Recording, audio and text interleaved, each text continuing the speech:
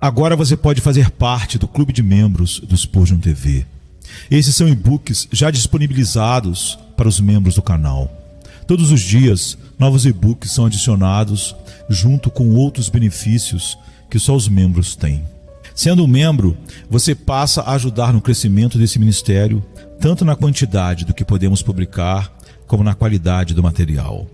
Nosso propósito é, juntos, atingirmos o maior número de pessoas com solo escritura. Seja um membro do Spurgeon TV. Sermão número 719, pregado na manhã de domingo, 4 de novembro de 1866, por Charles Haddon Spurgeon, no Tabernáculo Metropolitano, Newington, Londres, Inglaterra. Orando no Espírito Santo. Judas 1, 20. Estas palavras aparecem em um trecho em que o apóstolo destaca o contraste entre os ímpios e os piedosos. Os ímpios zombam, falam palavras arrogantes e andam segundo suas próprias concupiscências, enquanto os justos edificam-se na sua fé santíssima e se conservam no amor de Deus. Os ímpios mostram o veneno de seus corações, murmurando e queixando-se, enquanto os justos manifestam o novo princípio que há neles ao orar no Espírito Santo. O ímpio traz absinto em sua boca, enquanto os lábios do cristão destilam o puro mel da devoção. Assim como se diz que a aranha retira veneno das mesmas flores das quais as abelhas extraem mel, da mesma forma, os perversos abusam para pecar das mesmas misericórdias que os justos empregam para a glória de Deus. Assim como a luz está distante das trevas e a vida distante da morte, também o crente difere do ímpio. Que mantenhamos bem vívido este contraste. Enquanto os ímpios avançam na impiedade, que nos tornemos mais santos, mais fervorosos em oração e mais devotos, dizendo com o bom e velho Josué: façam os outros o que quiserem, mas eu e a minha casa serviremos ao Senhor. Observem que o texto aparece em certa ordem no contexto. Os justos são descritos, antes de tudo, como aqueles que se edificam na sua fé santíssima. A fé é a primeira graça, a raiz da piedade, o fundamento da santidade, a aurora da vida piedosa, e a ela deve ser dada a nossa primeira atenção.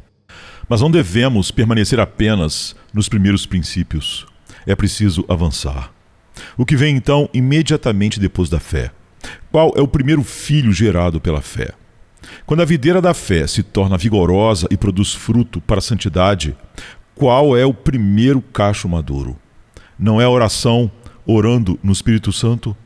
Aquele que não tem fé também não tem oração. E o que abunda em fé, em breve transbordará em súplica. Fé a mãe e a oração a filha raramente se separam. A fé carrega a oração em seus braços e a oração recebe vida do seio da fé. A edificação na fé conduz à fervorosa intercessão. Primeiro, Elias manifesta sua fé diante dos sacerdotes de Baal e depois se retira para lutar em oração com Deus no Carmelo.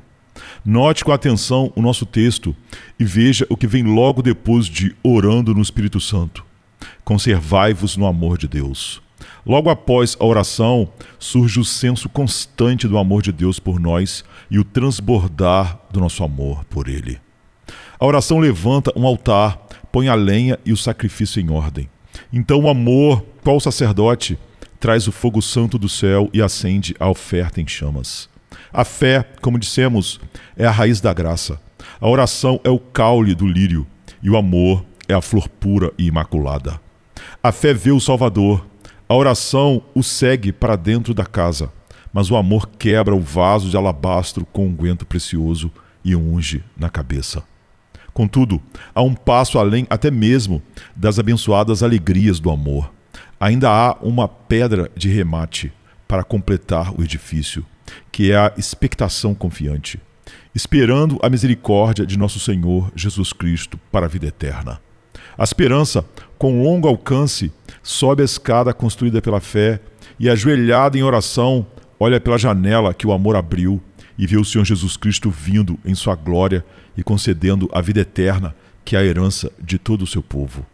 Vejam então o valor da oração como evidência de que possuímos fé e como presságio e apoio ao fortalecimento e ao crescimento do amor. Indo direto ao texto, observamos que o apóstolo fala sobre oração, mas menciona apenas um tipo de oração. De um certo ponto de vista, as orações são de muitos tipos. Suponho que duas orações genuínas vindas de pessoas diferentes nunca possam ser exatamente idênticas. Os grandes artistas não costumam reproduzir a mesma pintura várias vezes. Preferem expressar ideias novas a cada pincelada. Assim também, o grande artista, o Espírito Santo, que é o autor da oração, raramente produz duas orações exatamente iguais no coração do seu povo. Podemos classificar as orações em diferentes ordens. Há a oração deprecativa, na qual suplicamos que Deus afaste sua ira, retirando o seu castigo e embainhando a sua espada. Oramos em tom de súplica deprecativa em todo o tempo em que tememos calamidade e quando o pecado provocou o zelo do Senhor. Há também a oração suplicatória, na qual rogamos por bênçãos, imploramos mercês da generosa mão de Deus e suplicamos a nosso Pai Celestial que supra nossas necessidades segundo suas riquezas em glória, por Cristo Jesus. Existem orações de natureza pessoal, nas quais o suplicante pleiteia principalmente por si mesmo. E há orações intercessórias, em que, como Abraão, o intercessor pede em favor de Sodoma ou roga que Ismael viva diante de Deus. Essas orações pelos outros devem multiplicar-se tanto quanto as nossas orações por nós mesmos, para que não transformemos o trono da graça em local de exibição de egoísmo espiritual. A oração pode ser pública ou particular, vocal ou mental, demorada ou espontânea. Pode ser temperada com confissão ou perfumada com ações de graças. Pode ser cantada em forma de hino ou derramada em lágrimas e gemidos. São tantas as variedades de oração quanto as flores do verão. Porém, embora as orações sejam de tantas ordens diversas, há um ponto em que todas são uma só. Se aceitas por Deus, cada oração se aceita necessariamente será no Espírito Santo. A oração que não é no Espírito é oração na carne. Aquilo que é nascido da carne é carne. E nos é dito que os que estão na carne não podem agradar a Deus. Tudo o que procede de nossa natureza corrompida é contaminado e defeituoso, e não pode ser aceitável ao Deus Altíssimo. Se nem os céus são puros aos seus olhos, como poderiam ser agradáveis a Ele as orações que têm origem na terra? A semente de uma devoção aceitável deve vir do tesouro celestial. Somente a oração que vem de Deus pode ir a Deus. A pomba só leva a carta de volta ao pombal de onde ela partiu. Assim também a oração volta ao céu se tiver vindo do céu. Temos de lançar as flechas do Senhor de volta a Ele. O desejo que Ele mesmo escreve em nosso coração moverá seu coração e trará bênção. Mas os desejos da carne não têm poder diante dele. Desejando enfatizar essa grande verdade aos meus irmãos nesta manhã, farei uso destas poucas palavras do texto de 5 maneiras. 1. Primeiramente, usarei o texto como um cadinho, crisol, para provar nossas orações. Rogo que cada um se examine com rigorosa atenção. Usemos o texto como cadinho, fornalha, pedra de toque ou crisol, para ver se nossas orações são verdadeiras ou não, pois este é o teste. Elas são, de fato, orar no Espírito Santo?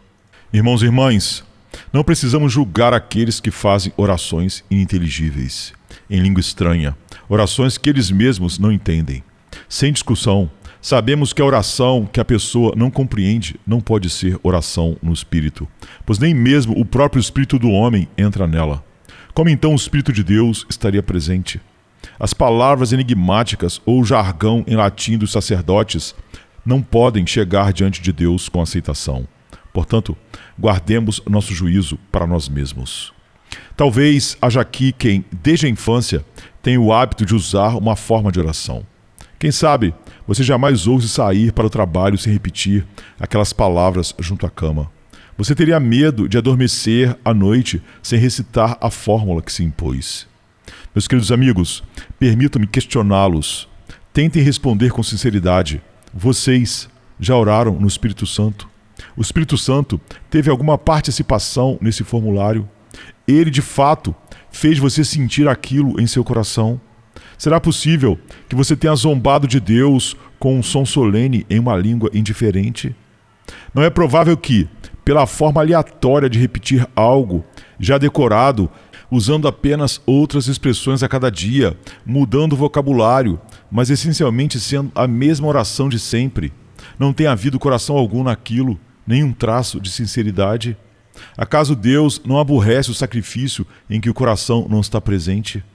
Seria algo extremamente triste se, ao longo de toda uma vida de orações, tivéssemos apenas acrescentado pecados em vez de receber graça.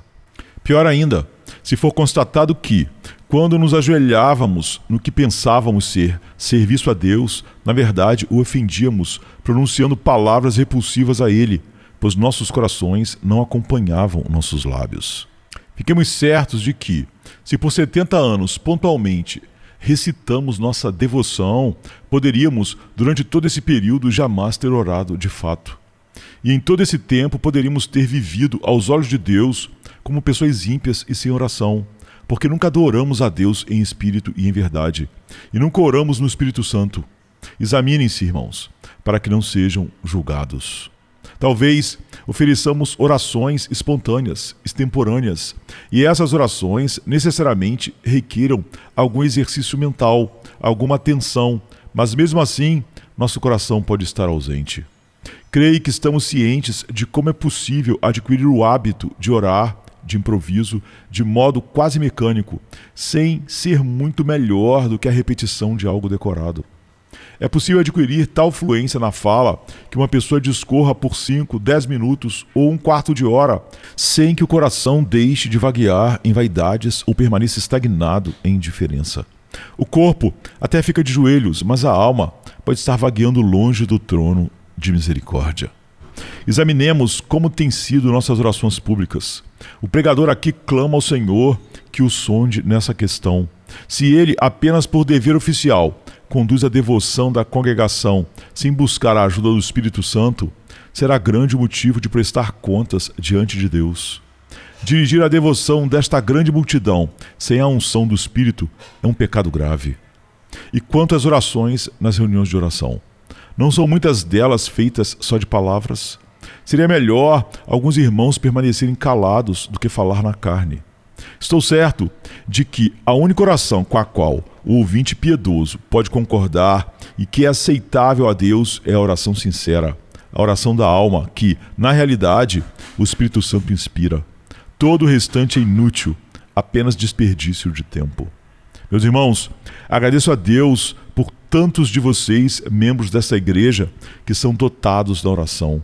E gostaria que todo membro de qualquer igreja cristã fosse capaz de orar em público. Vocês devem buscar isso, e ninguém deve desistir dessa prática, a não ser que se torne absolutamente impossível. Mas, ó irmãos que oram em público, não estará acontecendo com alguns de nós, em alguns momentos, o mesmo que já ocorreu comigo? Usar nosso dom ao invés de clamar movido pela graça? Se for esse o caso, supliquemos perdão ao Senhor por tal oração e busquemos ser conduzidos por Ele a orar no Espírito Santo. Não podemos deixar de esquadrinhar também nossas orações mais particulares. As súplicas feitas no altar familiar e, sobretudo, as orações no quarto em que nos recolhemos para ter comunhão com Deus. Irmãos, talvez sentíssemos repulsa das nossas orações se víssemos quão fracas elas são. Há momentos em que é doce e bendito segurar as pontas do altar e sentir que o sangue que asperge o altar também nos asperge. Momentos em que falamos com Deus e prevalecemos. Ó, quão abençoado é agarrar-se ao anjo da aliança e lutar com ele até mesmo por horas, dizendo: não te deixarei ir, se não me abençoares. Mas temo que esses não sejam momentos constantes. Podemos dizer que são como visitas de anjos, raras e distantes. Venham, irmãos, coloquem suas orações neste crisol de orando no Espírito Santo. Vocês lançarão muito material, mas pouco ouro fino restará ao final. Tragam suas orações à ira e melem-nas com este texto. orando no Espírito Santo. E quanto refúgio e palha serão evidenciados, e quão pouco do grão puro e limpo. Venham e contemplem através desta janela o campo de nossas devoções, tomado por urtigas e espinhos. Uma desordem de práticas meramente exteriores. Quão pequena é a porção cercada pela graça que o Espírito Santo limpou, cavou e semeou, da qual a oração foi produzida para a perfeição. Que nosso Pai Celestial nos conceda humildade diante dele ao percebermos quão pouco do que temos de melhor resistirá ao seu olhar penetrante. E que nós que somos santos de Deus cheguemos novamente a ele, pedindo-lhe que nos encha com o seu Espírito e nos aceite em seu Filho. 2. Em segundo lugar, usarei o texto como um tônico, uma confortável lembrança. É muito reconfortante para a mente cristã saber que Deus observa seu povo e não se mantém como espectador indiferente de seus conflitos e dificuldades. Por exemplo, ele observa atentamente nossas orações, sabe que a oração, embora devesse ser a coisa mais simples do mundo, não é. Ele sabe que nós, seres falhos, nem sempre achamos fácil aproximar-nos dele com um verdadeiro espírito de súplica, e o faz com terna compaixão. Aquele versículo é precioso para quem tem o coração quebrantado e fraco. Ele conhece a nossa estrutura, lembra-se de que somos pó. Salmo 103, 14. E aquele outro, como um pai se compadece de seus filhos, assim o Senhor se compadece dos que o temem. Salmo 103, 13. Ele atenta para nossas fraquezas e fracassos na obra da súplica. Observa quando seu filho tropeça tentando andar e percebe suas lágrimas de frustração. Os olhos do Senhor estão sobre os justos e os seus ouvidos abertos ao seu clamor. Salmo 34, 15. Outra reflexão ainda mais doce brota do texto. Ao contemplar nossos fracassos, muitos deles pecaminosos, o Senhor não se ira contra nós por causa disso, mas se comove em misericórdia e amor. Em vez de dizer, se vocês não conseguem orar, nada receberão, se não tem graça nem para pedir corretamente, fecharia as portas da misericórdia para vocês. Ele prepara meios para conduzir os mancos e afastados à sua presença. Ele nos ensina, ignorantes, a orar e fortalecer o fraco com sua própria força. Nisso, ele faz maravilhas, pois o meio de ajudar nossas fraquezas é extraordinariamente admirável. Essa ajuda não é encontrada em livro, nem na mera recitação de certas palavras em lugares sagrados, mas na condescendente assistência do próprio Deus. Porque quem é mencionado no texto, senão Deus? O Espírito Santo, a terceira pessoa da adorável Trindade, que intercede em nós com gemidos inexprimíveis, ajudando as nossas fraquezas. É um ato maravilhoso de condescendência que Deus não só responda às nossas orações quando as fazemos, mas também as produza em nós. Que o rei dissesse ao suplicante, apresente seu caso diante de mim e atenderei seu pedido. Já seria bondade, mas para ele dizer, serei seu secretário, escreverei sua petição, escolherei as palavras adequadas para que a súplica seja corretamente formulada. Isso é bondade no seu auge. E é exatamente isso que o Espírito Santo faz por nós, pobres, ignorantes e inconstantes filhos dos homens. Pelo que entendo na expressão orando no Espírito Santo, o Espírito Santo está disposto a ajudar-me a orar. Ele me dirá como orar e, quando chegar ao ponto em que não consigo expressar meus desejos, ele mesmo surgirá em meu lugar, intercedendo em mim com gemidos que não se podem expressar. Jesus, em sua agonia, foi fortalecido por um anjo. Nós, porém, seremos socorridos pelo próprio Deus. Arão e Ur sustentaram as mãos de Moisés, mas o Espírito Santo, em pessoa, ajuda nossas fraquezas. Meus amados irmãos em Cristo, este pensamento não precisa de enfeites ou floreios de retórica. Recebam-no como um lingote de ouro de Ofir e valorizem-no. Ele é inestimável acima de qualquer preço. O próprio Deus, o Espírito Santo, condescende em ajudar você quando está de joelhos.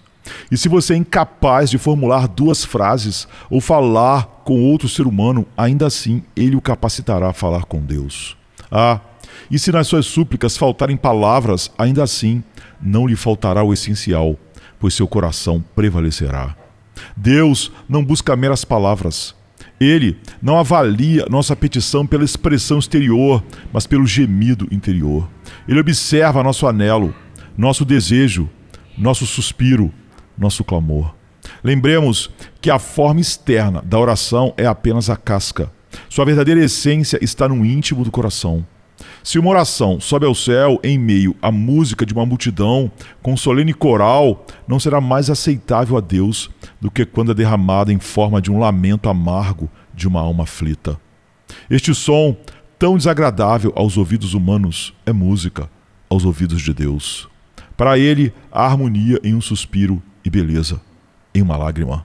Assim, lembrem-se disso e sejam consolados. 3. O texto também pode servir como um guia, uma carta náutica para nos indicar o modo de orar.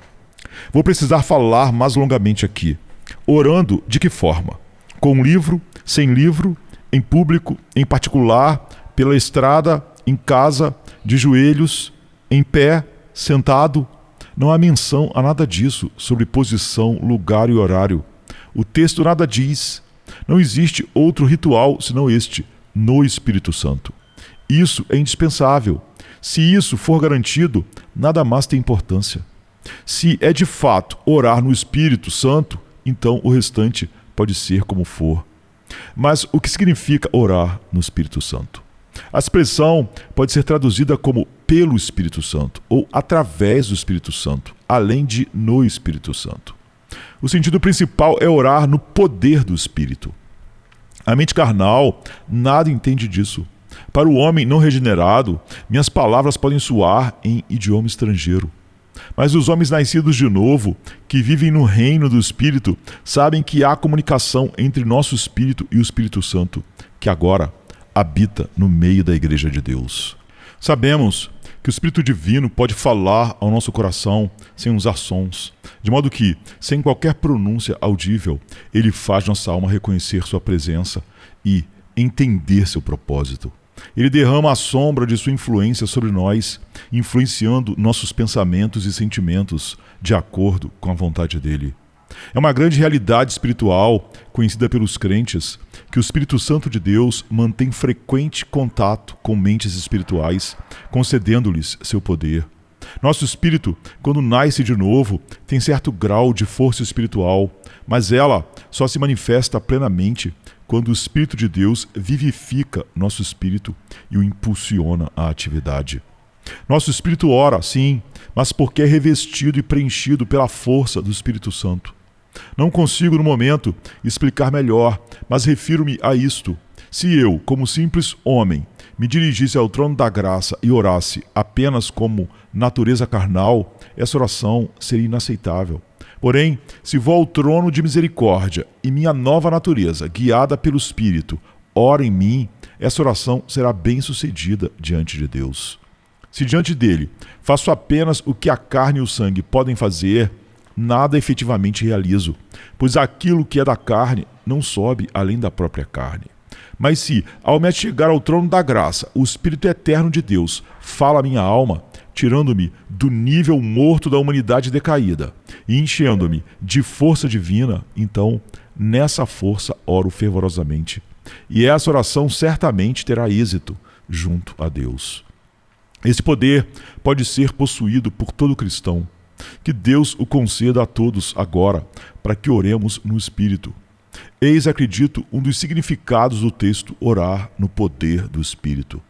Sem dúvida, o sentido central do texto é orar no Espírito quanto ao conteúdo da oração. Com frequência, nós não sabemos o que devemos pedir. E, irmãos, se deixássemos de orar por alguns minutos até sabermos, seria um sábio e proveitoso hábito. Tornou-se costume entre nós a orarmos espontaneamente, começar a orar assim que somos convidados, sem nos dar sequer um instante para refletir sobre o que vamos pedir. Isso muitas vezes prejudica o espírito de oração. Eu gostaria, quando oro a sós, de separar uns minutos para pensar no que vou pedir a Deus, porque senão é como procurar uma audiência com alguma autoridade apenas para improvisar, sem termos planejado. Imagine-se diante de um alto oficial, mas só no último segundo você se lembra do que veio solicitar. Certamente, o bom senso diria: espere um pouco até ter clareza do seu caso, para só então apresentar o que de fato precisa. Não deveríamos agir assim também com Deus quando oramos? Peçamos a Ele que nos revele os assuntos pelos quais devemos interceder. Fiquem longe de nós as orações aleatórias, sem rumo claro. Jamais tratemos a súplica como tentativa ou acaso. Aproximemo-nos do trono da graça com clareza de propósito quanto àquilo que precisamos.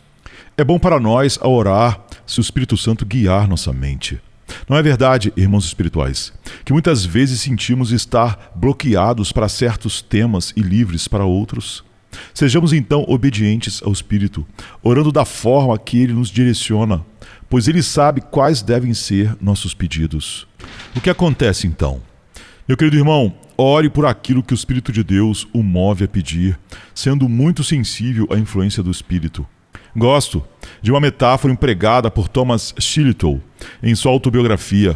Ele diz que queria que sua mente fosse como uma rolha sobre a água, sensível a cada movimento do Espírito de Deus. Convém que sejamos tão sensíveis ao Espírito Santo que o menor sopro dele faça ondas em nossa alma, impulsionando-a exatamente como o Espírito deseja. Já alcançamos um estado elevado de santidade quando o Espírito de Deus e nosso espírito interior estão em perfeita harmonia. Que sejamos conduzidos a essa condição indelevelmente abençoada. Não oramos devidamente se pensamos apenas no que nós desejamos e então pedimos teimosamente de modo egoísta. Mas oramos como convém quando, em harmonia com o que o Espírito sugere, falamos o que Ele põe em nós. Seremos então ricamente abençoados quando esperarmos nele até que o próprio Espírito indique quais devem ser nossas súplicas. Senhor, ensina-nos a orar. Coloque em nossa mente os pensamentos, em nosso coração os anseios, até mesmo as palavras em nossos lábios, se for da Tua vontade, para que tudo seja segundo o Espírito e não segundo a carne. Por fim, orar no Espírito tem a ver não apenas com o poder do Espírito ou com ele nos mostrar o conteúdo da oração, mas também com sua ajuda em nossa maneira de orar. Observem, irmãos, as muitas formas de orar que são repugnantes a Deus. Guardem-se delas. Há somente uma forma de orar que o Senhor aceita. Vocês sabem qual é. Descrevê-la-ei resumidamente. Aquele que vem a Deus deve lembrar que Ele é Espírito. E é necessário que aqueles que o adorem em espírito e em verdade. Pois o Pai procura tais que assim o adorem. João 4, 23, 24. O requisito fundamental da oração é que seja verdadeira. E não oramos em verdade a menos que o Espírito de Deus conduza a nossa mente vã à sinceridade e à realidade da devoção. Orar em verdade significa não usar apenas a expressão externa, mas querer de fato aquilo que se diz. É deixar o coração derramar-se diante de Deus com desejos intensos. E onde se encontra tal condição, senão no homem interior, quando movido pelo Espírito de Deus? A mente carnal, se muito, pode entoar uma prece ou ler uma liturgia e cumprir sua obrigação. Porém, isso não é orar. Não há ali oração alguma. Somente o homem espiritual pode suspirar, ansiar, chorar em seu íntimo diante do Senhor. Mas ele só o fará se o Espírito de verdade o conduzir à sinceridade no segredo do coração. Orar no Espírito Santo é orar com fervor. Orações frias, meus irmãos, pedem ao Senhor que não as ouça. Quem não clama com fervor, não clama de forma alguma. Falar de fogo morno em oração é uma contradição. O essencial é que seja ardente. A oração real é marcada por uma intensidade que queima, então jorra do coração como brasas de zimbro, que tem um calor ardente. Só o Espírito Santo pode conceder tais orações. Deste púlpito, ouvi orações que jamais poderei esquecer, nem vocês. Em janeiro e fevereiro passados, houve momentos em que certos irmãos foram capacitados a orar com tanta força que todos nós éramos humilhados e, em seguida, elevados como se estivéssemos nas asas das águias em fervorosa intercessão. Existe um jeito de orar com intensidade tamanha que o homem agarra com força os portais do céu, tal como Sansão segurou as colunas do templo, e age como se fosse derrubar tudo sobre si antes de perder a bênção. É admirável quando o coração diz: não te deixarei ir sem que me abençoes. Isso é orar no Espírito Santo. Que sejamos todos treinados na prática de oferecer a Deus a oração do justo, fervorosa e eficaz. Além disso, orar no Espírito é orar com perseverança. Qualquer um corre rápido por um curto trecho, mas manter esse ritmo por quilômetros após quilômetros, eis a dificuldade. Da mesma forma, algumas pessoas mais impetuosas eram fervorosamente em um momento, mas não mantêm constância. Já orar de modo contínuo só é possível se o Espírito de Deus sustentar. O homem natural cansa e se esgota. Sua devoção decai como um caracol que se derrete à medida que se arrasta. Mentes carnais avançam até que acham que canseira, perdendo o ânimo. Mas quando o Espírito Santo enche a pessoa e a conduz à oração, ela ganha força a cada passo, crescendo em fervor, mesmo que Deus demore a responder. Quanto mais a porta permanece fechada, mais vigorosamente ela bate, até soar como trovão na oração. E quanto mais o anjo retarda, mais o suplicante se decide, se preciso for, agarrar-se-á a ele até a morte, mas não o deixará sem a bênção. Bela aos olhos de Deus é essa santa e inconquistável insistência. Jesus se deleita ao ver alguém segurar-lhe firmemente, dizendo: não posso aceitar um não como resposta. Esta bênção eu preciso receber, pois tu prometeste e me ensinaste a pedi-la. Não poderei crer que destruas a tua própria fidelidade. Certamente, só o Espírito de Deus nos habilita a orar assim. Orando no Espírito, precisamos orar em humildade, pois o Espírito Santo jamais nos enche de orgulho. Ele convence o mundo do pecado, levando-nos ao quebrantamento e contrição. Precisamos nos apresentar como publicano, reconhecendo nosso pecado diante de Deus, se quisermos voltar para casa justificados como ele foi. Não podemos jamais entoar o glória nas alturas, se não clamarmos das profundezas do coração. Orando no Espírito, também oramos com o coração cheio de amor. A oração deve ser impregnada de amor. Amor aos irmãos e amor a Cristo. Ainda, precisa ser oração cheia de fé. A oração eficaz e fervorosa de um justo só prevalece se ele crê nas promessas de Deus. E é o Espírito Santo que gera a fé em nós e a fortalece, capacitando-nos a orar confiando nas promessas divinas. Ah, que esta bendita combinação de graças preciosas e doces, como especiarias, seja derramada em nós, porque o poder do Espírito Santo transborda em nosso coração.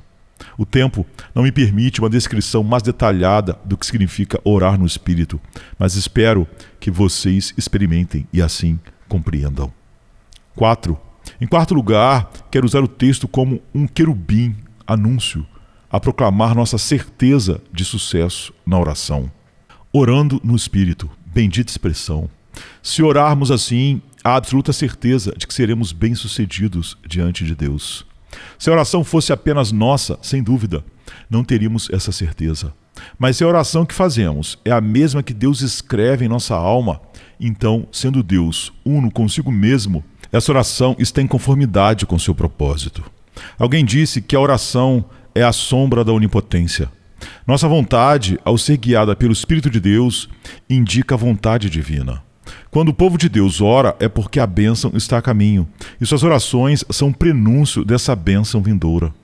Fiquem seguros de que Deus jamais se contradiz. Não há mentira ou incoerência nele.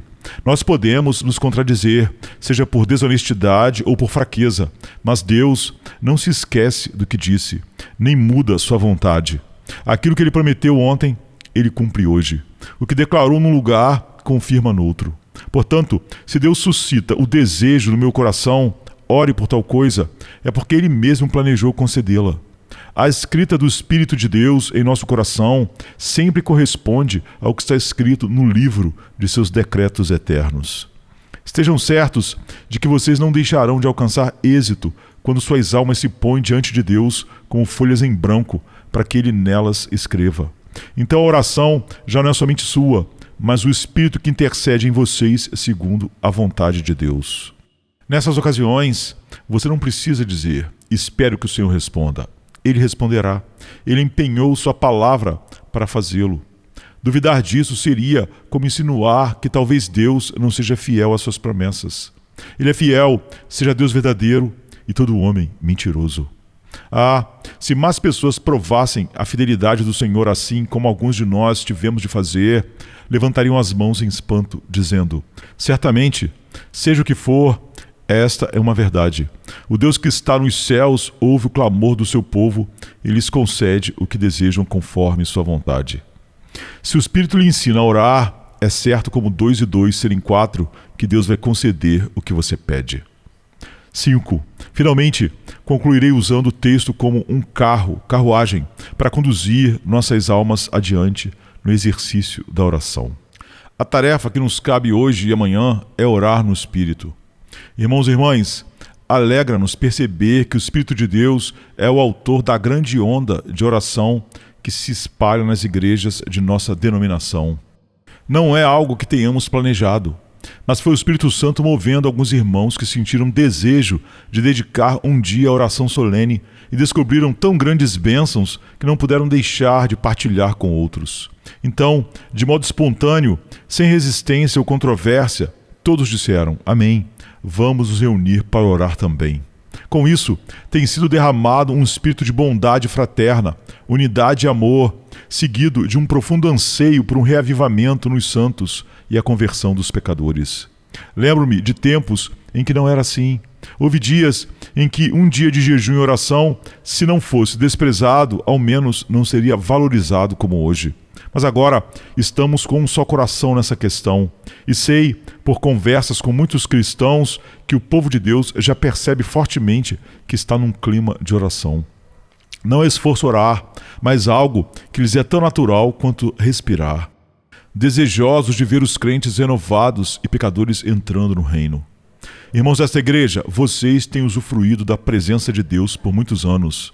Têm tido o privilégio de muitas orações no Espírito e presenciado grandes obras de Deus em resposta à súplica. Será que algum de vocês se recusará agora? Haverá entre vocês alguém que hoje ou amanhã não se dedicará intensamente à oração? Será que haverá alguém, ou mesmo uma criança unida a esta igreja, que seja indiferente à oração? Digo, não pequem contra o Senhor deixando de se unir aos irmãos junto ao trono da graça. Não provoquem a Deus a ponto de Ele reter a bênção, pois você deixou de participar dessa busca conjunta. Meus amigos, foi quando todos estavam reunidos unânimes no mesmo lugar que, de repente, se ouviu um som como de um vento impetuoso e veemente. Atos 2, 1 e 2. Não podemos estar todos no mesmo lugar, mas ao menos sejamos unânimes. Você dirá que não tem motivo para orar? Não tem filhos não convertidos, amigos sem salvação, vizinhos em trevas? Como pode viver em Londres e não orar pelos pecadores? Em que lugar mora? Em algum ermo imenso, numa contínua extensão de sombras, onde rumores de pecado e ignorância jamais chegaram a seus ouvidos? Não, você vive em meio a milhões de ímpios, milhões que desprezam a Deus que os criou, que desprezam o Evangelho de Cristo, milhões, não milhares. Reflita no que significa milhões, milhões que vivem sem Deus, sem esperança e caminham rumo ao inferno. E quanto à nossa nação, por todo o país surgem forças perigosas. Não preciso lembrar a todos de forma constante, mas estamos vendo a incredulidade, até mesmo usando a mitra episcopal e o papismo usurpando o lugar do protestantismo. Somos atacados pelo lobo e pelo leão, pela serpente e pelo urso. Toda sorte de males se levantando contra a igreja. Não orar? Se você não orar, devo dizer que sofra as consequências de sua negligência? Não me atrevo a lançar maldição alguma sobre você. Contudo, o juízo virá. Pode ter certeza. Mesmo que eu não o diga, Deus o dirá neste exato momento. Amaldiçoai a Meróis, diz o Senhor, porque não veio em socorro do Senhor contra os poderosos. Juízes 5, 23. Não estamos pedindo hoje que você dê seus recursos materiais, embora, se o fizéssemos, Jesus tivesse todo o direito a isso, e você devesse oferecer livremente. Também não exigimos que todos preguem hoje, pois alguns de vocês poderiam ser dispensados por falta de preparo, mas exigimos a sua oração e não podemos ser negados. Você não consegue orar? Então você não tem a graça de Deus, não tem Cristo, não tem esperança e está perdido. E nem mesmo lhe pedimos que ore conosco. Primeiro vá diante de Deus por si mesmo. Mas se você é cristão, você pode orar. A pobreza não diminui seu poder de orar. A falta de instrução não impede de ajoelhar-se. A ausência de posição social não será empecilho quando você se dirigir ao Deus que ouve o pobre quando ele clama e o atende com abundância de graça. Irmãos e irmãs, se vocês amam a Cristo, se um dia sentiram seu amor derramado no coração, se foram lavados em seu sangue, salvos da ira por meio dele, se são novas criaturas nele e esperam contemplar seu rosto com aceitação no fim, por mais que seja um direito exigir, deixo aqui como rogo fraternal, unam-se a nós orando no Espírito Santo. Alguém se recusará? Cuidado, se você se negar a unir-se a seus irmãos em oração, quando um dia resolver orar, poderá achar-se impedido, encarcerado, sem liberdade de clamar. Acautelai-vos para não recusar o movimento do Espírito de Deus agora e, mais tarde, sentir falta da doce presença do Espírito, notando que o prazer da devoção se foi. O Senhor há de derramar a bênção. Ele precisa derramá-la. Nosso coração se despedaçaria se isso não acontecer. Sentimos que a bênção está a caminho. Já seguramos a promessa e a temos apresentado diante de Jeová. Temos clamado o sangue de Jesus e continuamos a fazê-lo. E vamos perseverar até a bênção chegar. Podemos contar com isso. A chuva de misericórdia do céu logo cairá. Ele não disse à casa de Jacó, buscai-me em vão. Isaías 45:19. Irmãos, fiquem cheios de esperança, mas por favor, façamos coro unânime em orar no Espírito Santo. Que o Senhor os abençoe, queridos amigos, nesse propósito, por amor de Jesus. Amém. Tantos céus sobre mim, tão azuis, seus olhos guardam o que sou. Em silêncio ouço sua voz, meu coração se rende ao teu amor. Por montanhas e vales a caminhar, teu amor vem me encontrar. No vento leve, tua paz, na escuridão és a luz que traz. Cada passo me leva a ti. Teu cuidado sempre está aqui. Oceanos a navegar, teu amor me faz voar. És o farol a iluminar, meu porto eterno, meu lugar. Tantos céus a contemplar, tua presença me guiar. És abrigo no meu caminhar, meu descanso, meu lar.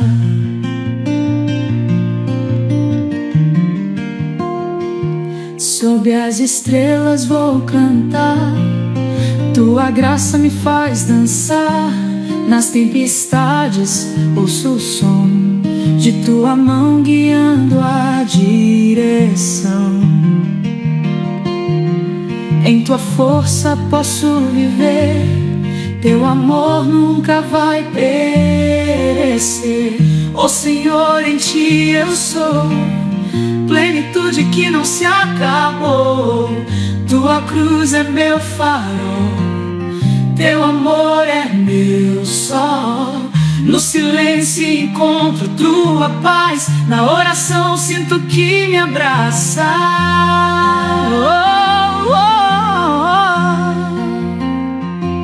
Oceanos a navegar, teu amor me faz voar. És o farol a iluminar, meu porto eterno, meu lugar. Tantos céus a contemplar, tua presença me guiar. És abrigo no meu caminhar, meu descanso, meu lar. No horizonte vejo teu olhar, como fogo vem me transformar. Teu amor rompe qualquer prisão, és minha força, minha canção. Mesmo quando o mundo desabar, teu amor irá me sustentar.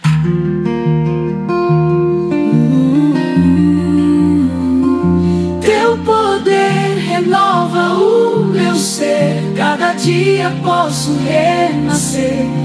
És a rocha que me faz ficar, mesmo quando o vento quer me levar. Teu nome clamo e posso ver que és fiel, jamais vais me esquecer.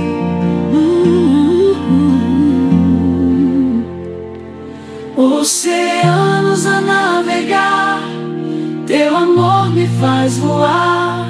És o farol a iluminar meu porto eterno, meu lugar. Tantos céus a contemplar, tua presença me guiar. És abrigo no meu caminhar, meu descanso, meu lar.